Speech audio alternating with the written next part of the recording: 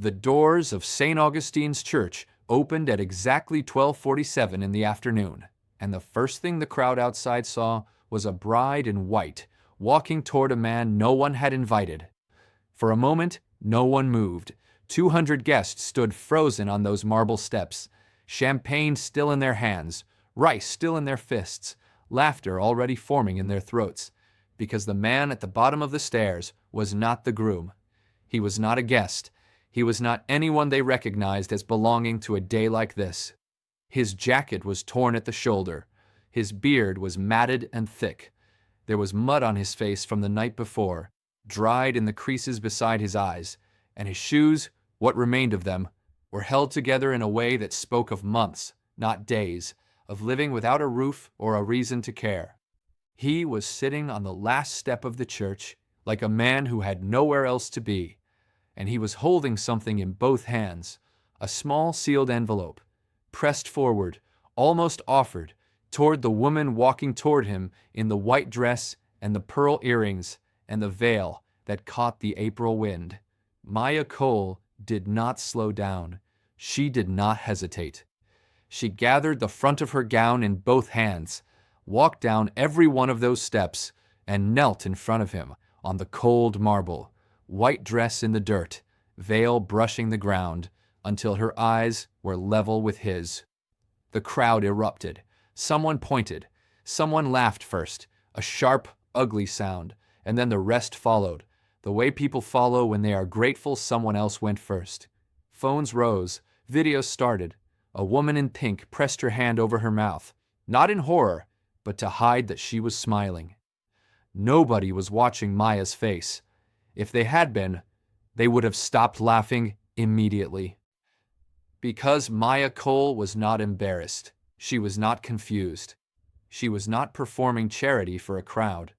She was looking at this broken man on the bottom step of her wedding church with the expression of someone who has been keeping a secret and has finally, after a very long time, decided to let it out. Stay with us. Because the man sitting on those steps is the reason every person laughing right now is about to go very, very quiet. And nothing in Harlow County will ever be exactly the same again. Inside the reception hall behind them, a door opened. A man in a tuxedo stepped out, handsome, composed, the kind of composed that takes practice, and looked down at the scene on the steps.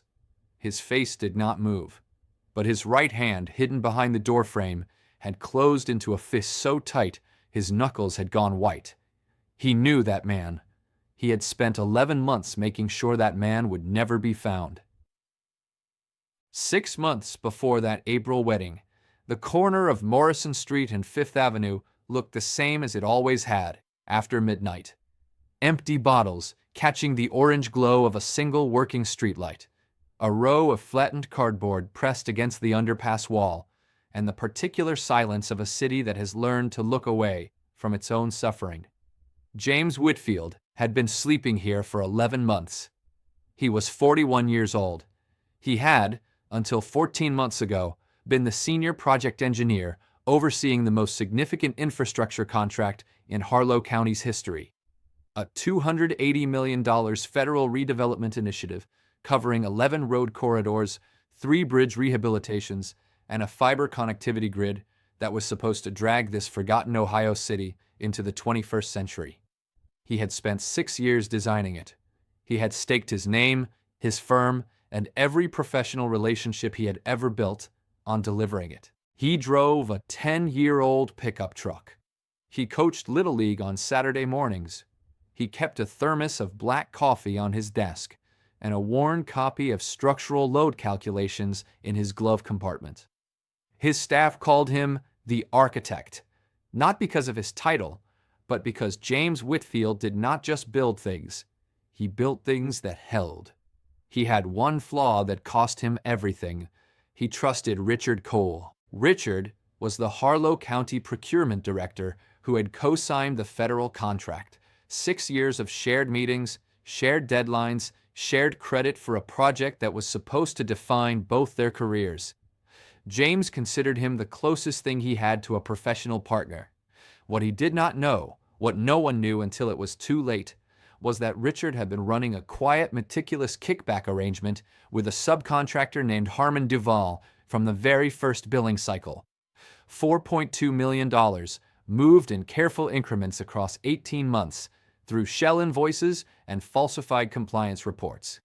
When the federal audit flags arrived in February 2023, Richard moved faster than the investigators. Within 72 hours, every document with a discrepancy bore one signature. The indictment came in March. His bank accounts were frozen the same afternoon. His engineering license was suspended the following week. His wife filed for divorce in June. By August, the man who had designed systems meant to outlast generations was sleeping under a bridge in the city he had given his career to rebuild, with nothing left but a journal, a sleeping bag, and a patience so absolute it frightened the other men around him. He did not drink. He did not rage. He did not disappear into himself the way the street sometimes demanded. He watched, he wrote, he waited. Because James Whitfield understood something that Richard Cole, in all his careful calculation, had never considered. Structures do not lie. And everything Richard had built on top of James's name was already showing the first hairline cracks. Maya Adeyemi did not grow up believing the world owed her softness. She grew up in East Harlow, the daughter of a school custodian who worked double shifts every winter, and a home health aide who smelled of antiseptic and never once complained about it. She watched her parents move through a world that undervalued them with a dignity so consistent it became her first education. By the time she graduated nursing school at 24, Maya had already learned the most important clinical skill no textbook teaches: how to look at a person who has been reduced and still see everything they are. She was 32 when she met Richard Cole at a hospital fundraiser in January 2023. He was polished in the way that reassured people. Steady voice, firm handshake, the kind of attention that made a woman feel like the only person in a crowded room. He told her she was the most grounded person he had ever met. She told herself it felt right. What she did not yet know was that Richard had selected her with the same cold precision he applied to every other transaction in his life. A nurse from East Harlow, humble background, professional reputation, no dangerous proximity to his real world. Maya was not a love story to Richard Cole. She was a character reference. The night everything changed was a Thursday in October. Maya was walking home from a double shift at Harlow General, 11 at night, rain coming sideways off the overpass on Morrison Street, when she saw a man sitting against the concrete wall, reading by the fractured light of a cracked phone screen. She almost walked past.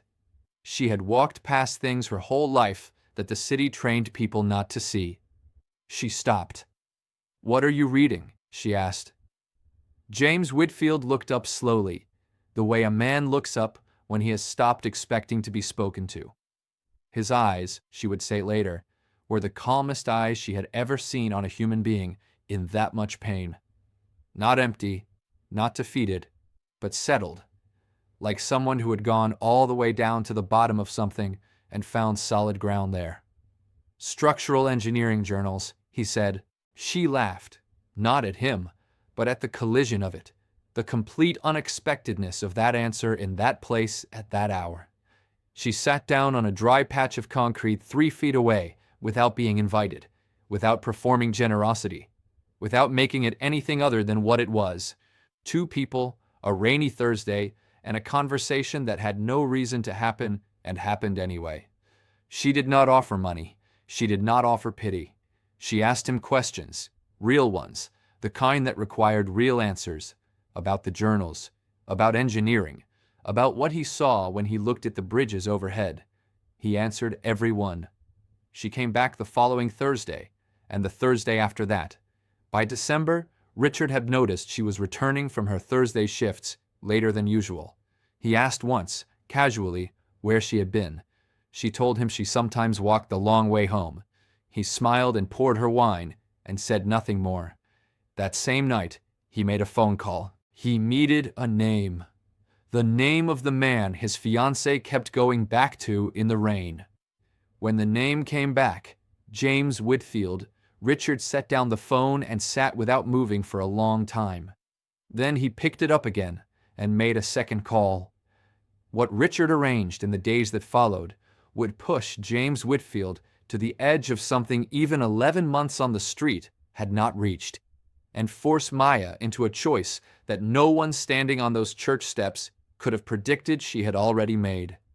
James disappeared from Morrison Street on a Wednesday night in January. No sleeping bag, no journal, no trace of the man who had spent 11 months building a quiet, unshakable life in the cold margins of Harlow County. When Maya arrived that Thursday, coffee in both hands, the walk she had stopped pretending was accidental. The men under the bridge told her only what they had seen. A black SUV with county plates, 2 men in suits who did not identify themselves, questions asked in low voices about the man who slept apart from the others, and never drank, and always seemed to be waiting for something. James was gone for 3 weeks. Maya did not tell Richard. She did not tell anyone. She worked her shifts, drove home the long way every Thursday out of a habit that had become something she could not name, and said nothing, because she had understood, in the wordless way that precise people understand things, that whatever was happening to James Whitfield was connected to the world Richard Cole operated in. She did not have proof. She had something quieter than proof. She had pattern recognition, and what she was seeing fit together in a way that made her chest tight in the dark. James came back on a Tuesday morning in February, not to the bridge, to the steps of St. Augustine's Church on Aldrich Avenue, the church Maya had mentioned once, 4 months earlier, in passing, as the place she had gone alone after her father's funeral because she needed somewhere that felt solid. He had remembered. He had waited there, sitting on the bottom step in the February cold, with the journal closed on his knee and the sealed envelope in both hands. Because James Whitfield had always understood that the right information delivered at the wrong moment was just noise. He had been waiting for the right moment. "I need to tell you something," he said when she found him. "Before the wedding. Not to stop it. You are the only person who has the right to make that choice. But you deserve to make it knowing everything." He told her with the flat, precise calm of an engineer presenting load-bearing evidence. Richard Cole's real name was Richard Voss. The kickback arrangement with Harmon Duval had run for 18 months and moved $4.2 million through falsified subcontractor invoices. When the federal audit began, Richard had spent 72 hours restructuring every document trail to terminate at James's signature, including a revised compliance report James had never seen, bearing a digital copy of his signature extracted from an earlier filing. James had discovered the original email chain, 17 messages between Richard and Duval spanning 4 months before his accounts were frozen, and had secured a certified copy in a safety deposit box at a branch bank on the east side of Harlow that no investigator had thought to check. He had attempted to submit it through his public defender in April 2023. The motion was filed incorrectly and rejected on procedural grounds. He was convicted in June. He served 4 months before a federal appeals judge granted a full review based on a separate whistleblower complaint filed from inside the county procurement office. He was quietly exonerated in December 2023. He told no one. He returned to Morrison Street. He kept watching. He kept writing. Because his exoneration cleared his name but did not touch Richard, and James was not interested in half the structure. He built things that held completely, or he did not build them at all. The envelope contained 3 documents: his certified exoneration order, the unsealed federal indictment against Richard Voss, filed 3 days prior by the Eastern District U.S. Attorney's Office, and a property title search showing that the house Richard had given Maya as an engagement gift had been purchased using $340,000 in criminally siphoned funds meaning the moment Richard was convicted, Maya's home would be seized as a criminal asset. Maya held the envelope for a long time without speaking. "Why did you wait until now?" she finally asked. "You've had this for months." James looked at her the way he looked at everything, steadily, without flinching. "Because I needed to know something first," he said. "I needed to know if you were the person I believed you were, or if I had been wrong about the only thing I was still certain of." Maya stood up. She smoothed the front of her coat.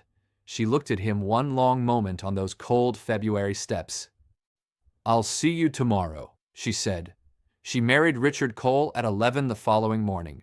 She stood at that altar with full knowledge of every document in that envelope, and made the choice James had given her the freedom to make.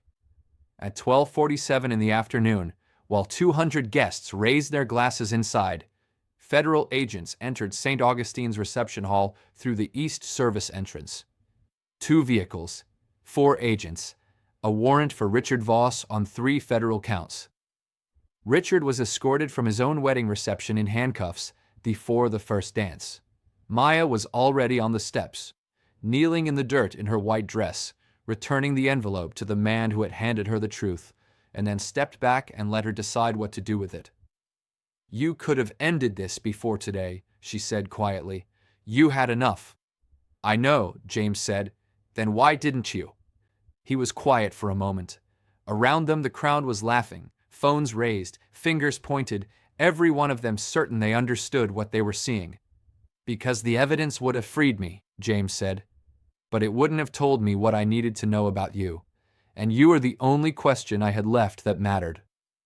For the first time that day, Maya's composure cracked, not into tears, but into something rawer and more honest than tears. The expression of a woman who has just understood that she was not rescued. She was witnessed. There is a difference, and it is everything. The crowd kept laughing. They did not yet know that the 3 men in dark suits who had slipped through the church's side entrance during the ceremony were not federal personnel. They were the senior partners of Whitfield Infrastructure Group, LLC, James's firm, reactivated under his exoneration order, reinstated federal contract intact, and they had been waiting in that building since 10 that morning for one quiet signal from a man on the steps. The laughter on those church steps died the way laughter always dies when reality arrives without warning. Not all at once, but in patches, one person going quiet and then the next, until the silence spread across the marble staircase like something cold moving through water. The federal vehicles pulled away at 1:04 in the afternoon. Richard Cole, Richard Voss, sat in the back of the second car in his wedding tuxedo, hands bound in front of him, looking straight ahead at nothing. He did not look back at the church. He did not look for Maya. Whatever calculation had lived behind his eyes for the past 14 months had gone completely still, the way a machine goes still when the power is finally cut. 200 guests stood on the steps of St. Augustine's and did not know where to put their hands. The woman in pearls from the 3rd row lowered her phone first. One by one, the devices came down. The recording stopped, and the crowd was left holding nothing but the sudden, uncomfortable weight of what they had just participated in. They had laughed at the wrong man, on the wrong steps, in front of the wrong woman. And every one of them understood it now with the particular shame of people who cannot claim they were not warned. Because the warning had been standing right in front of them the entire time, patient and steady and already certain of how this ended. Maya did not stay on the steps. She stood, smoothed the front of her gown with both hands, and walked back through the crowd without looking at a single face. She drove directly to Harlow General. She changed into her scrubs in the staff locker room, clocked in 40 minutes into a shift that no one had expected her to cover, and moved through her ward with the same quiet and complete attention she brought to every working hour of her life. Her colleagues had already seen the footage spreading across local news feeds. Nobody knew how to approach her. She did not give them the opportunity. She had patience, she had a ward, she had work that mattered regardless of what was happening in the world outside those walls. And she had always understood, the way her parents had taught her without ever saying the words directly, that the most honest response to a cruel and chaotic world was not retreat, it was continued presence. She told exactly one person what had happened that day. Ruth Okonkwo, 81 years old, 3 weeks post-hip replacement, no family visitors, and the particular gift of a woman who had lived long enough to watch people's faces instead of their words. "Were you afraid?" Ruth asked when Maya had finished. Maya considered the question honestly, the way she considered everything. "I was afraid of being wrong about him," she said. "I was never afraid of what people thought." Ruth looked at her for a long moment. "Then you were never really afraid," she said. "You just loved someone correctly." James Whitfield, meanwhile, had not gone to the federal courthouse. He had not called a press conference. He had not returned a single one of the 17 media requests that arrived on his reinstated phone before sundown. He had gone back to Morrison Street one last time, not to sleep, but to retrieve his journal from the place he had kept it hidden for 11 months, folded inside a waterproof sleeve behind a concrete support beam 6 feet off the ground. He stood under that overpass for a few minutes, with the journal in his hands, looking at the city he had spent a year watching from its lowest angle. Then he walked away. If you have ever quietly done the right thing when doing the wrong thing would have been so much easier, stay with us. Because what James did with 11 months of watching is about to change more lives than anyone in that laughing crowd could have imagined. Behind Maya's locker room door, in the pocket of her white coat, the sealed envelope was still there. She had not thrown it away. She had not filed it. She had kept it exactly where James had placed it, close, private, and waiting. Inside, beneath the legal documents, was one more item she had not mentioned to anyone. A single page torn from a journal. The entry was dated a Thursday in October. The handwriting was careful and precise, the way engineers write when they want something to last. She had read it once, on the church steps, before she stood up. She had not been able to read it again yet. Whitfield Infrastructure Group, LLC, was formally reinstated on March 3, 2024. The $280 million federal contract was reauthorized 11 days later. Local news covered the announcement with the particular enthusiasm of a city that needed a story about itself it could be proud of. Photographs of James in a hard hat at the Morrison Street overpass. Quotes from county commissioners who had voted to suspend his license and now could not find words fast enough to replace their silence with. James gave one interview, 90 seconds. He thanked the federal appeals court, confirmed the project timeline, and declined every follow-up question. He had other correspondence to attend to. For 11 months under that overpass, the journal had recorded not just observations, but names, faces, moments of unremarkable, unwitnessed human decency that no one had performed for an audience because no one had believed anyone important was watching. The teenager who sat with him one afternoon, asking questions about load distribution, and left his own lunch behind without making a thing of it. The woman who dropped a folded 20 into his sleeping bag with a handwritten note that said only, "I don't know your name, but I know a good man when I see one." The overnight security guard from the building across Morrison, who brought him a cup of coffee every Tuesday for 3 months, without ever once asking a single question about how he had gotten there. 43 people, 43 letters, written by hand on Whitfield Infrastructure Group letterhead, each one specific, each one naming the exact moment James had recorded in the journal, so that the person receiving it would know with absolute certainty that they had been seen. Each letter contained what that particular person actually needed, not what was easy to give, what was needed. James did not announce it. He did not post about it. He sealed 43 envelopes and mailed them on a Tuesday morning before the office opened. The city learned what was inside them slowly, the way it learns everything that actually matters.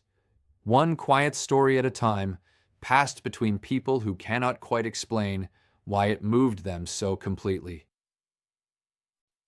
At the Harlow County infrastructure groundbreaking in April, James stood before a crowd of officials and cameras, and said only one thing before he broke ground. And what he said made a woman named Carol, standing in the third row with tears she had not expected, reach for the hand of the teenager beside her, who was now listed as Whitfield Infrastructure Group's first paid apprentice. After the exoneration became public record, a journalist from the Harlow Courier asked James if she could read the journal. All 11 months of it, the names, the faces, the observations from the underside of a city that had buried him alive and kept moving. James said no, but he read her one entry, October, a Thursday night, rain on Morrison Street, and a woman in scrubs who had stopped walking and asked him what he was reading. Saw someone tonight who looked at me the way people used to look at blueprints. Not to judge, to understand the structure. Haven't been looked at that way in a long time. Wrote her name down. Not because I'll meet it, because some things deserve to be remembered exactly as they were. The journalist did not print that entry immediately.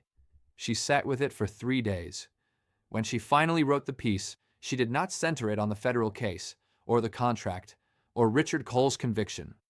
She centered it on a Thursday night in October, a cracked phone screen, and a woman who sat down on wet concrete without being asked. The story ran on a Sunday morning.